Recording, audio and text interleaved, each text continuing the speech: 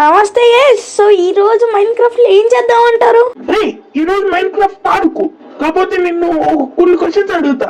రోజు నువ్వు mind craft ఆడుతావు కదా, ఆ మైండ్ క్రాఫ్ట్ గురించి కొన్ని క్వశ్చన్స్ అడుగుతా, నువ్వు వాటికి ఆన్సర్ చేయరా నీకు దమ్ము ఉంటే. ఓకే, అడగరా అయితే. ఫస్ట్ క్వశ్చన్ మైండ్ క్రాఫ్ట్ గురించి చెప్పు. మైండ్ క్రాఫ్ట్ అనే గేమ్ ఒక చిన్న డెవలపర్ క్రియేట్ చేసింది.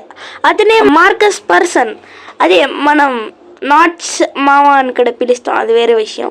ఆయన క్రియేట్ చేసిన ఒక చిన్న సింపుల్ గేమ్ ఇప్పుడు గేమింగ్ ఇండస్ట్రీలోనే ఒక లెజెండ్ లా మారింది. ఇనిషియల్లీ ఈ గేమ్ చాలా simple, no missions, no graphics, only just blocks. కానీ అప్పుడు కదా మనుషుల గుడిగాయలోకి ఎక్కేసిన గేమ్ అయితే.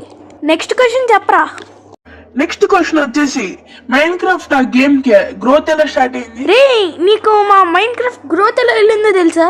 స్లోగా స్నేల్ లాగా వెళ్ళదు. మైండ్ క్రాఫ్ట్ గ్రోత్ అయితే ఒక TNT పేలినట్టు ఎక్స్ప్లోజివ్ గా వెళ్ళింది.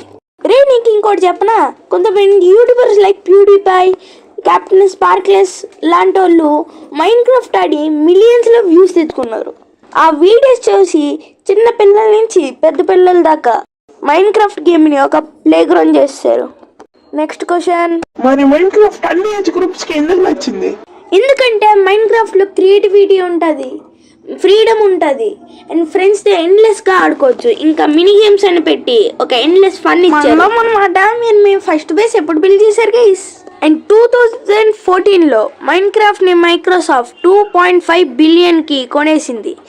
అప్పటి నుంచి మన మైండ్ క్రాఫ్ట్ లో అయితే అప్డేట్స్, ఆర్టెక్స్, గ్రాఫిక్స్, మాడ్స్ రావడం మొదలయ్యాయి. సో ఇలా ఒక చిన్న గేమ్ ఒక పెద్ద ఎంపైర్ లాగా బిల్డ్ అయ్యింది.